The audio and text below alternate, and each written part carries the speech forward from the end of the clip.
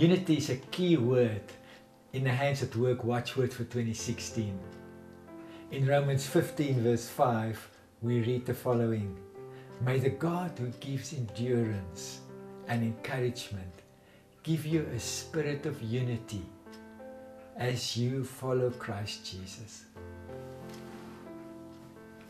When we invite people into the Hands family, we invite them into a community of a very specific call and culture. The word community, the way we would define it, would perhaps be like unity.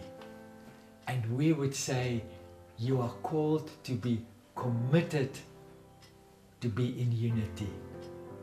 You might ask me, George, what does this unity that you speak about, what does it actually look like? What does it mean?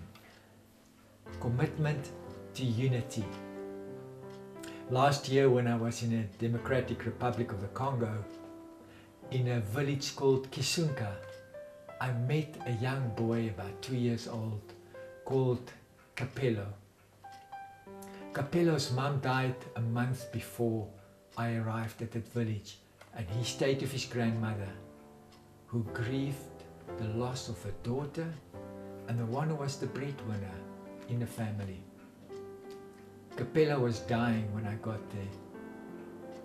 Capello's needs that he had was a bridge too far for his grieving grandmother.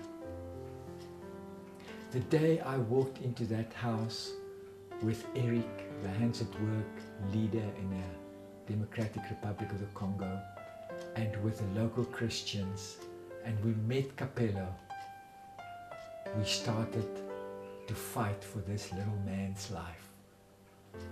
There was a unity, a unique unity of many different levels that came together, and we had one goal: to fight for Capello's life.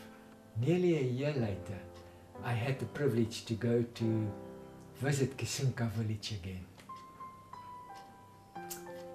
One of my nights that I stayed in a village, I stayed in Capello's house.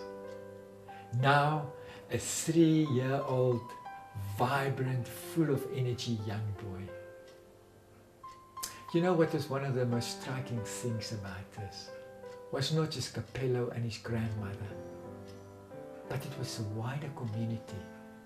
The first time I went there and we watched Capello wasting away, I watched the community around Capello and I saw a community wasting away.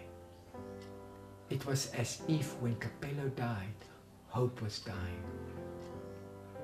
But there was a unity.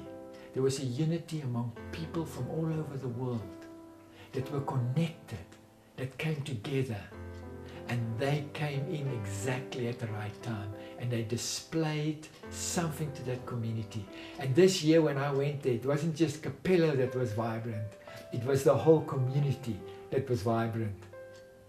It is nearly that question when the rich and the poor collide together and they bring life, and life in abundance.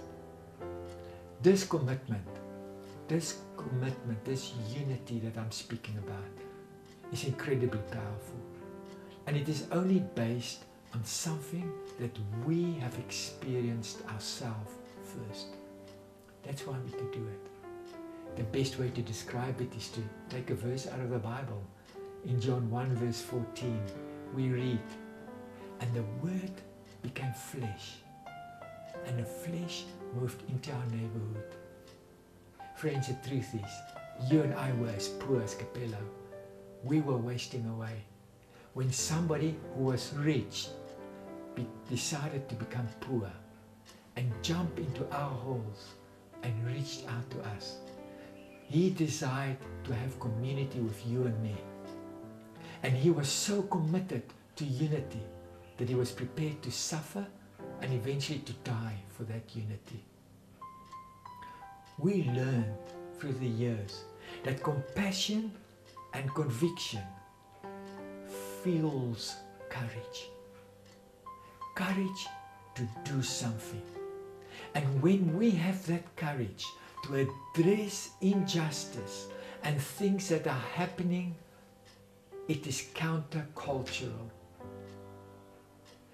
This does not only influence the people like Capello and those villagers. Once we start doing this, once we become committed to unity and we reach out to the Capellos, we discover that something happens in us. That counterculture actually reaches into the deepest parts of ourselves and we start changing. We start becoming new people. And that is a witness that spreads like a wildfire, not just among us, but among people who watch our lives.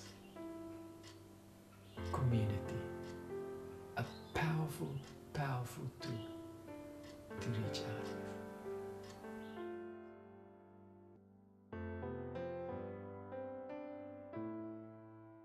Thank you for joining us.